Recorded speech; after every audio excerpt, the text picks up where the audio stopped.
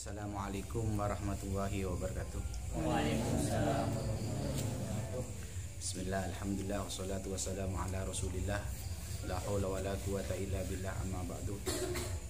Tiba kita di penghujung tahun 2020, tahun kembar 2020, dimana di tahun 2020 atau 2020 ini banyak sekali musibah, penyakit yang sampai hari ini belum diangkat oleh Allah.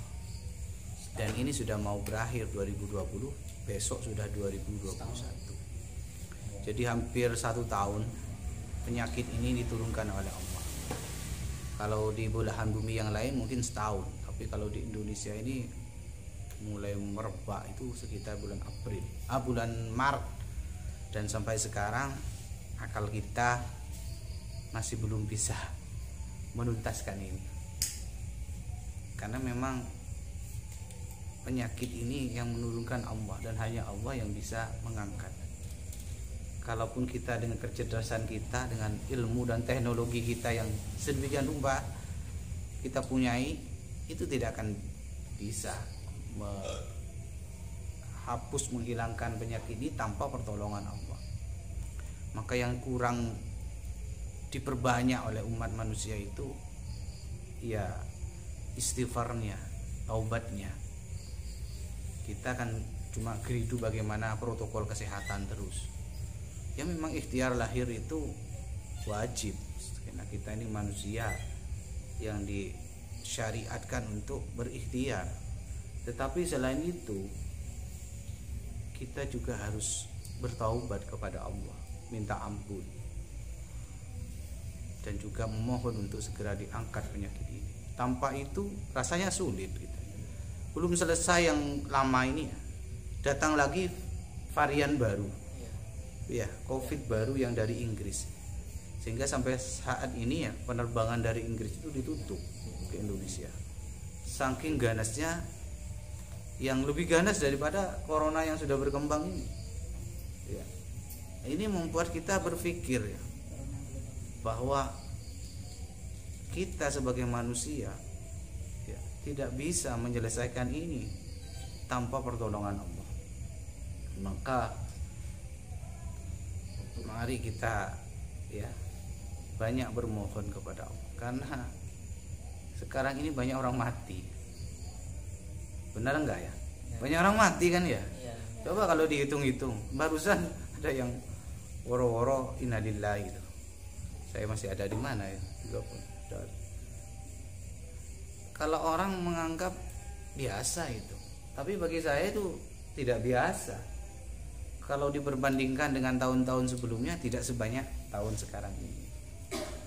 Walaupun kita mengelak, oh itu sakit sesak, oh itu sakit ginjal, sakit paru, sakit apa macam-macam. Tapi bukankah corona itu atau COVID-19 itu adalah mempercepat kematian orang-orang yang punya penyakit-penyakit bawaan itu. Jadi memang awalnya boleh jadi itu asma, kena corona, kena COVID-19 ini jadi cepat. Biasanya masih normalnya itu 8 tahun lagi, 10 tahun lagi kena virus COVID-19, tidak sampai 10 tahun, cuma hitungan hari langsung sampai. Walaupun semua itu adalah kehendak Allah, Allah yang mentakdirkan, tapi corona ini menjadi lantaran juga, jadi penyebab, jadi sebab ya. Jadi itu fakta yang kita alami, bahwa kita ini sebenarnya sekarang ini hidup di masa-masa yang tidak nyaman, tidak enak, baik dari sisi kesehatan, juga dari sisi ekonomi, juga dari sisi kalian yang pelajar-pelajar ini, yang mahasiswa ini ya. Seharusnya kalian belajar di kampus duduk tenang, tanpa masker, tanpa jaga jarak, bisa santai, bisa guyon, bisa serius, bahkan udah di kelas ya, dengan dosennya, dengan teman. Kena corona ini akhirnya apa? Daring terus, dan tidak nyaman sekali. Ini kan tidak enak ya. Dan mungkin baik kebanyakan kita ini masih belum sadar gitu, menganggap ini biasa-biasa saja. Bagi saya ini ya pribadi, ini sudah tidak biasa ini. Ya, situasi ini sudah tidak normal gitu. Maka dari itu mari kita mendekat kepada Allah, bermohon berlindung kepada Allah supaya kita dipilih oleh Allah menjadi orang yang hambanya yang diberi keselamatan, diberi keberuntungan, bisa lolos, bisa selamat dari wabah ini. Kalau tidak beruntung, naudzubillah. Kan kita mendengar cerita di Jember terakhir ini, saya baca berita itu ada satu keluarga, klaster keluarga, anaknya apa, ibunya, anaknya, mantunya mati semua satu persatu. Nah, kita kan tidak tahu takdir kita, nasib kita bagaimana. Boleh jadi kita pede, oh tidak kira, tapi kan kita tidak bisa memastikan itu. Kalau Allah berkehendak, tidak ada yang tidak mungkin.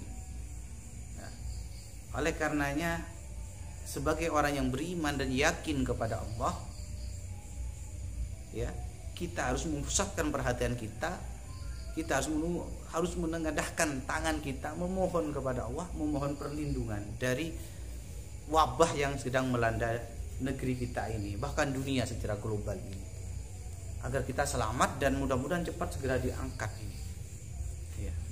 Sehingga kita bisa normal kayak dulu itu, kemana-mana tidak ada sekat-sekatan. Sekarang kemana saya dicegat, ya, kemudian dilihat pakai masker apa enggak, kemudian juga kadang ditanya punya rapid enggak gitu.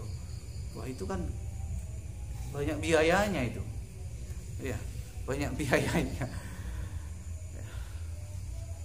Ini sebenarnya adalah cara Allah untuk mengingatkan kita agar kembali kepada Allah. Fafirru ilallah, kembalilah kepada Allah, ya.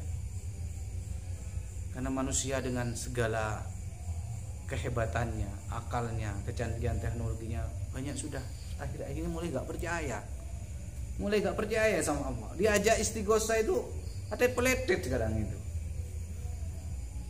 Iya, kalau ada kefarduan yang memang dimaklumi, ya tidak apa-apa. Tapi sekarang kadang sudah tidak yakin gitu dengan zikir, sudah tidak yakin dengan doa.